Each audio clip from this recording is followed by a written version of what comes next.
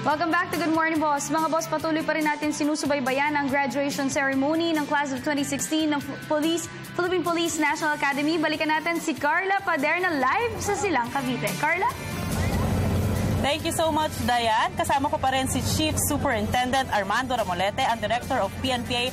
At ngayon naman kasama ko ang top 1 ng Masundayaw Class 2016, si Fire Cadet Felipe De Paz Alicando Jr. Magandang umaga, Cadet Alicando. Magandang umaga din po, ma'am.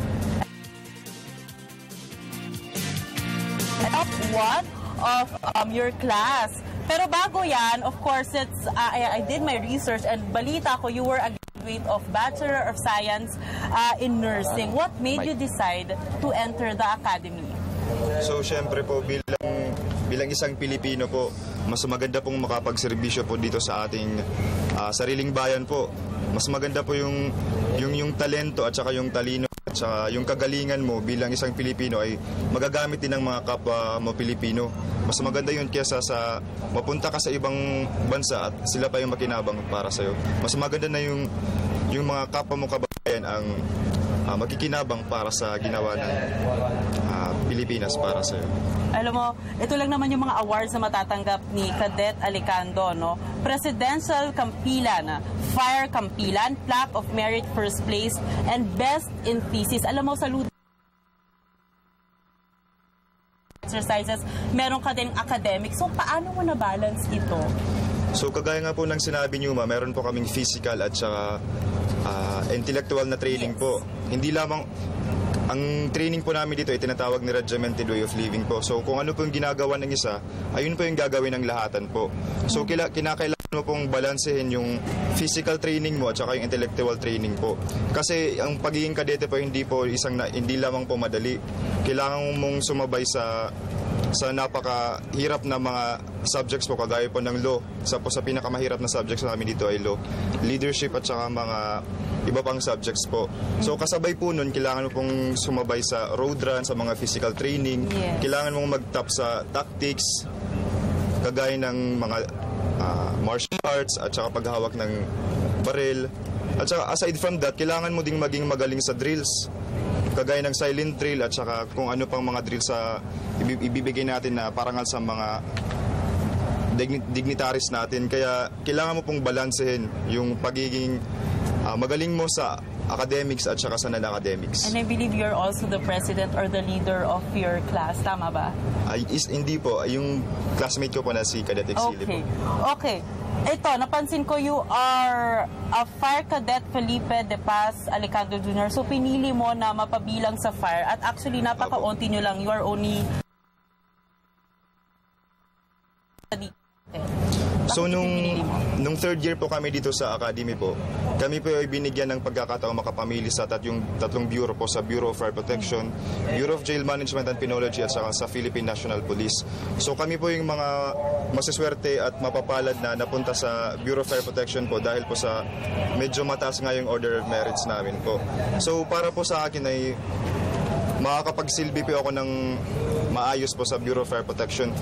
Para po sa kalaman ng lahat, hindi lamang po ang Philippine National Police. Kagaya po ng Philippine National Police ay nangangailangan din po ng mga mabubuting opisyal ang Bureau of Fire Protection at saka Bureau of Jail Management and Penology na magsisilbi po sa ating bayan.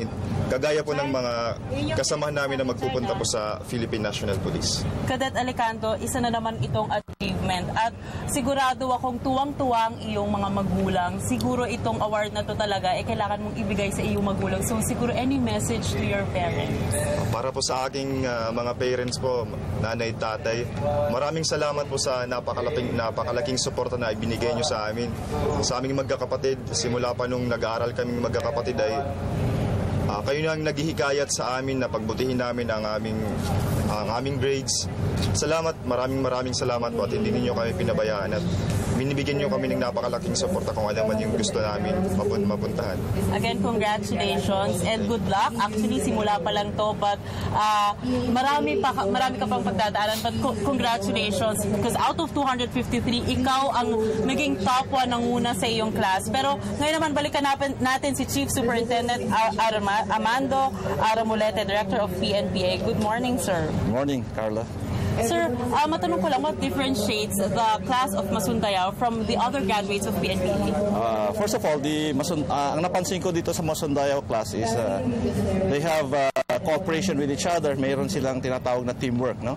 Aside from that, meron kaming mga in-inject na mga bagong subjects nila for the school year, which would prepare them better pag graduate na nila. No? For example, yung Philippine National Police, yung mga mag-join ng Philippine National Police, binigyan na namin sila ng course on how to become a chief of police. So, pag-graduate nila, very prepared na sila. Sa course, meron yung mga bagong kurso na hindi nakuha ng mga ibang classes, yung Incident Command Management System, tapos yung Lambat Sibat, and so on. Andito po tayo ngayon sa Camp Castañeda. Dito magaganap ang commencement exercises. Siguro po, onting backgrounds, ano po ba yung mga improvements, developments dito sa kampo na ito? For the past year, marami kaming improvements. First of all, itong grandstand natin, no?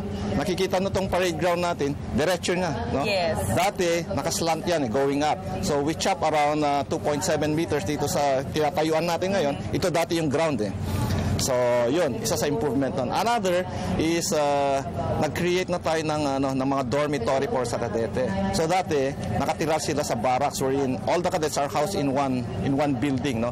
Ngayon, dorm na, they have their own rooms. So, lumipat na yung first female barracks, nagawa na. So, nakalipat na yung mga female namin. Yung mga male naman, they will follow soon. By May, matatapos na yung building ng male. So, tuloy-tuloy improvement ng academy. Chief, are we still open for admission para po sa susunod na pagpasok po dito sa academy? For this class that is coming May 1, close na, no? Close na. Pero if those who interested, they can take the exam on October, the third Sunday of October. Yun ang isang examination lang tayo. So, yun. So that would compose the next class, which is the 20. Yung class na papasok ngayon, which is May 1, class of 2020. Tapos yung next class, yung mag-exam this October, magiging class of 2021. Siguro, Chief, panghuling tanong, ano po bang mensahe nyo sa class Masundayao? To the Masundayao class of 2016, you make the most of what you have learned here in the academy, and I hope that when you get out to the real world, no, as inspectors, you will make the academy proud of what you have achieved, and also serve the people well. So nakasalalay sa atin kasi yung peace and order situation ng ating bansa. So as young officers, nasa inyong mga kamay ang kinabukasan ng ating bansa. Maraming salamat again, Fire Cadet Felipe De Paz Alecando Jr., ang top 1 ng Masundayao Class of 2016, and Chief Superintendent Armando Ramolete, ang Director of PNPA. Mga boss, dyan lang po kayo dahil tuloy-tuloy pa rin po ang pagbibigay namin ng impormasyon at balita sa pagbabalik ng Good Morning Boss. Alright, thank you so much, Carla. Congratulations to all the class of Masundayao 2016 ng PNPA.